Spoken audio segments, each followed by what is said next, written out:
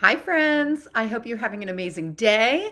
Today, we are going to talk about what to do when showing up feels absolutely excruciating. And this can definitely happen from time to time and take a toll on our energy and our progress as a business owner, and can make showing up feel pretty much impossible and really leave us either questioning ourselves and our goals, or just feeling really stuck, or like we just want to burn it all down. But the truth is, everybody struggles with this. You are not alone. So if putting yourself out there, or even just like on an individual day, getting the things done that you either need to get done, or even figuring out what those steps are to get the result that you want, if it feels really painful, that is super normal. And that is what we're going to talk about in today's video. And sort of the core truth behind this message is that most people don't struggle with skills and ideas. You might think you do. You might have stories that you're not ready, or you don't know enough, or you still have to learn more. But most people are out there struggling with doing the things that they said they wanted to do, especially when we let our feelings get involved, when we don't feel like it, right? And yesterday, we had a mindset coaching call inside of Freedom Founders Society. So these are my students who are going through the Freedom Framework, and we have weekly calls, and every month we have a monthly call all about this topic and mindset and sort of different ways that we self-sabotage or get in our own way. And I shared with them in particular, sort of to ground our conversation, the Free Mama Manifesto. And this is something we created years ago that really defines what it means to be a free mama. And it's really sort of a lighthouse, or like a compass for how we can show up and who we want to be and become, to be our best self and make these decisions inside of our business. And the line from the manifesto that really was the catalyst for the conversation and makes me want to have this conversation with all of you today is the idea that I give myself grace, but I don't give in to excuses. And I think this is something that a lot of women in particular struggle with. We tend to be really hard on ourselves. We don't give ourselves much grace at all, especially not the grace that we would offer to other people.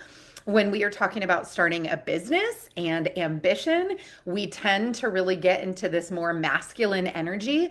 And when we're online and we're learning from other people and we're seeing all these things, it can be this like pushing, this very high achieving, pushing, forcing. I've got to push through. I've got to get all this stuff done. More, more, more. If I don't do these things, something's wrong with me, or I'm bad, or I'm going to fail. Like we kind of do this subconsciously, but I see this happen all the time. And I used to do this to myself as well. And not only was I having a hard time giving myself grace, but I was having a hard time acknowledging some of the common blocks that might have us have a day like this where it feels excruciating to show up, because hopefully it's not every day. And the more that you know what you're doing, you have a plan like the Freedom Framework to follow, you understand what it's going to look like to run your business and be visible and find clients, and then provide the services for those clients. The more you understand that roadmap, you will still have days like this, but hopefully it's not every day.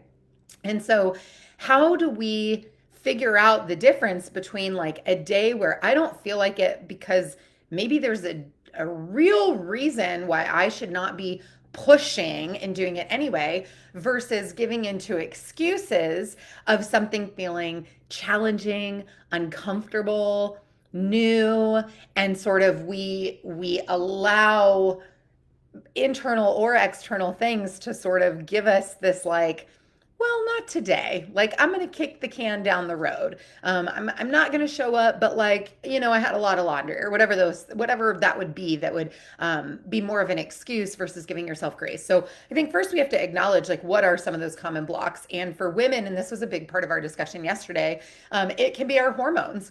Most of us who have a period, we run on a cycle. We run on, about a 4-week cycle where our hormones are all over the place. And we're going to have a period of time where we want to retreat. And for me, that looks like going inward and not necessarily wanting to show up and talk about myself. And I know that this is going to happen. I know it's going to happen every single month. And so, as a business owner, there are things that I can do to capitalize on these different seasons. On the flip side, after I have my period, I usually have a week where I'm like, I could conquer the world. Like I can figure anything out.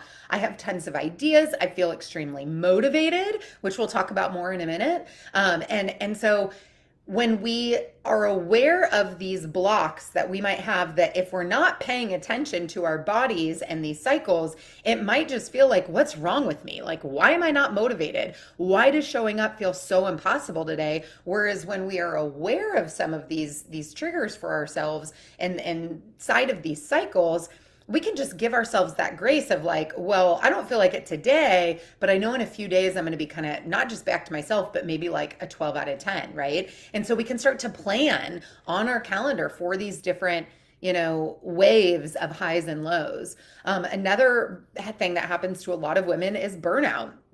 Happens to a lot of men as well, but specifically talking about working with moms, when you're juggling a house and your children and potentially aging parents, and you're running a business or you're trying to start a business and maybe you still have a full-time job, it is really easy to run yourself into the ground. And so many women neglect self-care. And because of capitalism and commercials and social media, we now literally think that self-care is like going to get a manicure or a massage. And it's not that those things can't be included in self-care, but I'm talking about basic nervous system and like physical, mental, emotional, spiritual care. Are you getting enough sleep? Do you have enough socialization? Do you feel supported? Are you drinking enough water? Are you moving your body? If you are not doing those things, if you're sitting and staring at a screen for however many hours a day, and then the other hours a day, you've got someone going, mom, mom, mom, mom, asking you for all these things, you are going to burn out. You just absolutely are. So, of course, you're going to reach this place where you don't feel like it. You probably also don't feel like making dinner. You probably also don't feel like folding laundry for the billionth time. Like, there's going to be a lot of things you don't want to do. And again, we're going to talk about those feelings here more in a little bit. Life chaos. Oh my goodness. There was an amazing free mama on our call who just had another baby. She has a toddler. There's another woman in our community who just had twins and has a 6-year-old. So when you are growing your family, you are in life chaos. Your routines around the house or lack thereof are changing so swiftly in those early days. You have to give yourself grace. Having a baby is not an excuse. That is a call for grace, okay? You have to be gentle with yourself when you are being deprived of sleep. Maybe you are also nursing, so your hormones are all over the place. You're probably starving, is how I was when I fed all my kids. I was hungry all the time, and I don't know about you, but I get hangry when I'm hungry. It's not just hunger, it's like I am a beast. Like it's insane. And so when we know these blocks are coming and we can sort of connect the dots, it's easier to give ourselves grace. And then on the other side, there are some excuses. If you have a fear of doing something because it is new, maybe you're afraid people are going to judge you. You are afraid that it might not work. You're afraid that it's going to fail. You're afraid that someone might reject you, right? A potential client. What happens when we have these fears is we allow excuses to prevent us from doing the thing that we need to do rather than acknowledging those fears and working through them, which we'll talk about. Something else that can prohibit you from moving forward is overwhelm, comparison. And again, this is why we have these mindset calls, and this is why we have the freedom framework. So you know what to do so that when there's a block, it's not a skills block, it's not a knowledge gap. It is literally going to be something else that is probably in the fear arena, unless there's, one of those blocks that I talked about where you need to extend yourself grace, and then we can deal with it, right? Then we know exactly what we need to do to move forward. Now, is this easy? Of course, this isn't easy. This is why so many people lean into a community or a coach or a mentor for support, and they choose not to try to figure it all out by themselves. Yesterday, a student reminded me, choose your hard, right? Maybe you've heard that before. It is hard to show up to your very first networking event in person as a business owner, if that's something you choose to do, but it's also really hard to feel financially insecure. It's really hard to say that you're starting a business and not have your first client. Those things are really difficult. It's hard to make sacrifices while you're at a 9 to 5 to carve out more time to get your freelancing business going.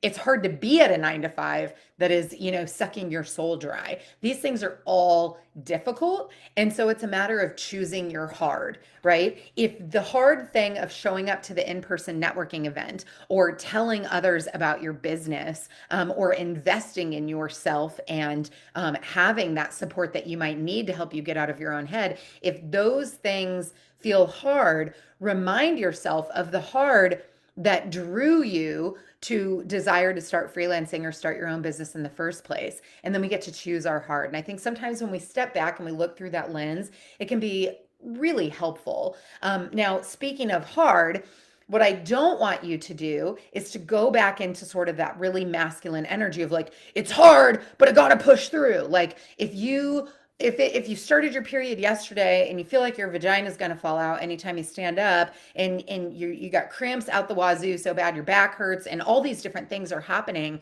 or let's say you're sick for goodness sake, or your child is really sick, these are times to not push through. And I know plenty of people who have tried to do it in the name of commitment, right? In the name of discipline. I said I was going to do it, so I've got to do it anyway, instead of going, well, hang on a minute, like what's best for me in the medium to long term, right? Like that might feel satisfying of like I pushed through in this moment and look, I got it done. But what is the cost of that thing? And so I think especially as women, when we're getting all of these messages online about growing our business, that can feel really overwhelming and make us feel like we are never doing enough. And we have to counter this argument as women. We have to put some feminine energy in that intuition and that knowing of when you need grace, when you need more time. We have to put that back into business. It's not always about pushing through and doing hard things. Sometimes it's about discernment. It's about knowing, am I tired? Am I sick? Am I recovering? Or am I just scared?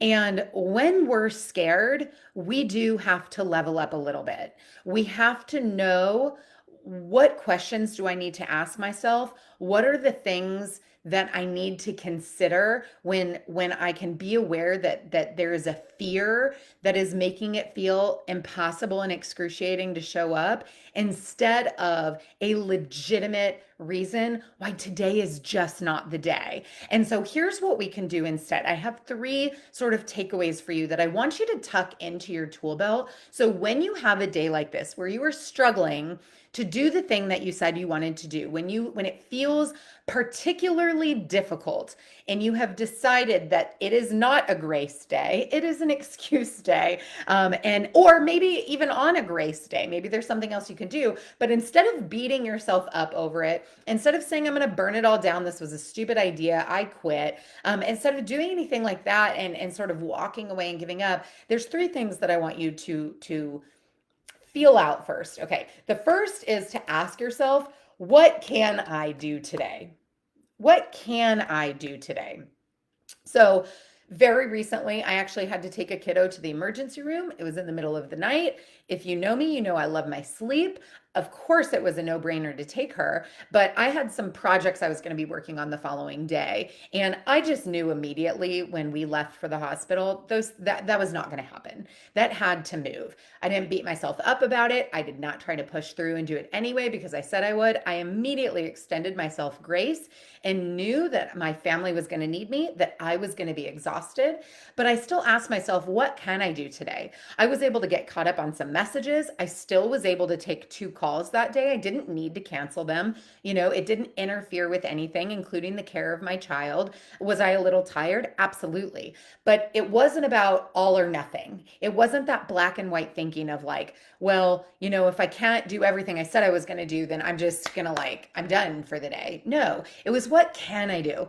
Well, I probably can't do that deep work because I'm not firing on all cylinders up here, but I can do some behind the scenes stuff and I can definitely definitely keep those calls so that I don't kick that can down the road and have to reschedule those calls and interfere with the rest of my week. So that's something that you can do. Again, whether it's a grace or excuse, whether there's fear or whatever it is, it's what can I do? Another quick example of this that I shared with our coaching community is I have had excuses about something. I've been procrastinating on a project because it feels hard. It's not necessarily a fear.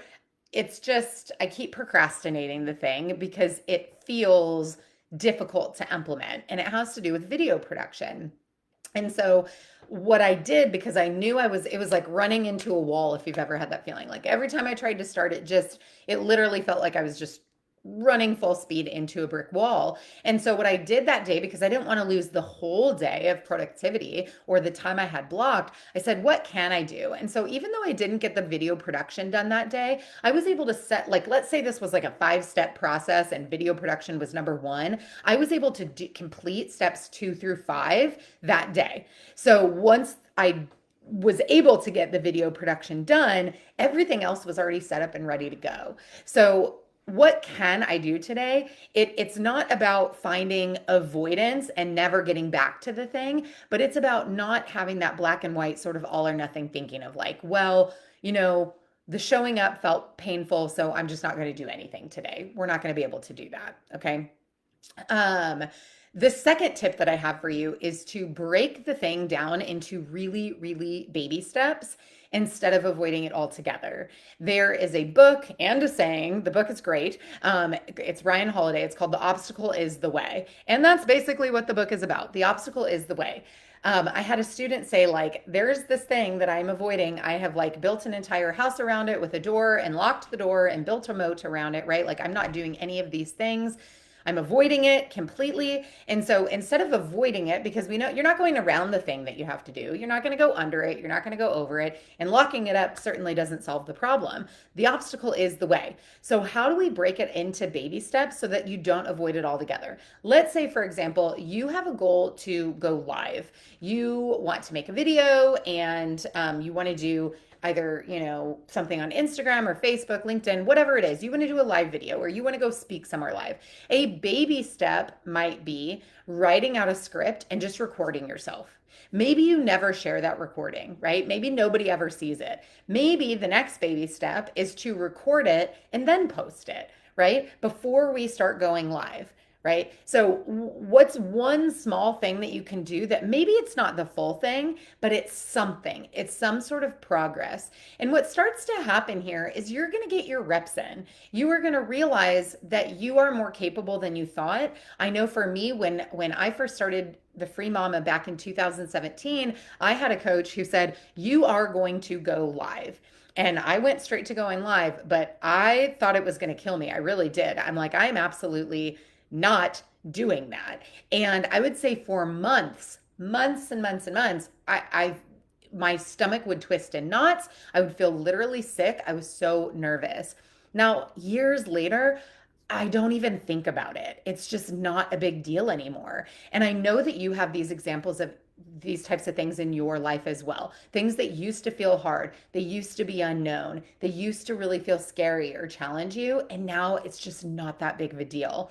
And the thing that you were avoiding, the thing that feels really hard, it's the same. So you've got to get your reps in. The obstacle is the way. That is the thing. So don't avoid it, just start small. And finally, do not, so I know I said I was going to give you things to do. This is your do not do. Do not wait for motivation and confidence. I see this so frequently, and it is like the kiss of death, my friend.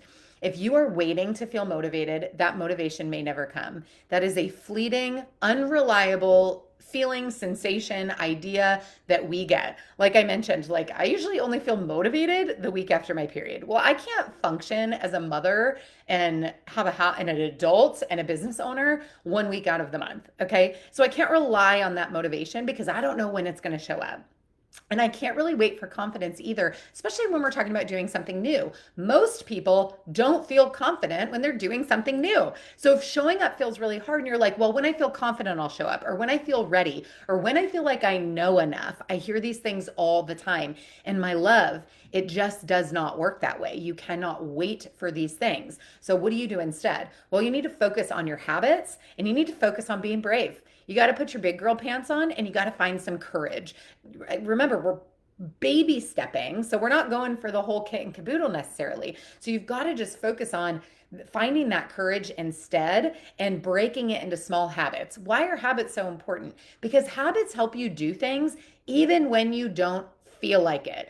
Very, very, very rarely, pretty much just if there's like something stuck in my teeth, do I feel like brushing my teeth. I don't feel like it. I just do it. It's on autopilot because I know that it's important. And you can create habits like that in your freelancing business. You can know what you need to do and do it anyway, even when you don't feel like you're ready or you don't feel like it or, any of those things because it's part of the process. It's part of the plan. It's part of running a business. Just like getting dressed and brushing your teeth is a part of starting your day. And so when we focus on habit creation and we focus on being a big girl and brave and courageous, and I really do think it starts with courage. When we focus on that instead of confidence and motivation, then our success will be inevitable. You're going to reach your goals because you're going to show up consistently and do the things you're supposed to do. And I want to tell you one last thing that I tell my kiddos all the time. In fact, I had to just tell it to my kiddo recently when we went to the emergency room is that you can be brave and scared at the same time. So even if showing up still feels excruciating, even if there's a part of you that does not want to do this, you can still be brave also. You can be brave and scared at the same time, and you can go out there and approach that obstacle. I know that you can do these things. So it's not going to kill you, just like it didn't kill me. I promise you, you're not going to die when you do these scary things. And as you get those reps in, it will feel easier and easier. So now you know how to find the discernment between grace and excuses. And you've got some strategies for making sure that you avoid that black and white thinking and you show up anyway. Now, if you are someone who's either struggling with your mindset and looking for support, or your biggest challenge in showing up is the uncertainty, the lack of clarity from what you need to be doing to grow your freelancing business, either way, I would love to support you. So I'm going to put some links down in the chat below. And if you are interested in learning more about the Free Mama community and joining Freedom Founder Society, it all starts with a free training, which will be worth your while. That freedom framework that I spoke about earlier, I'm telling you all about it. It's an acronym, FREEDOM, and it's all the steps you need, especially as a mom, to grow a thriving freelancing business, one that you actually feel like showing up to, most days at least. So I hope you found this helpful, and I will see you next time.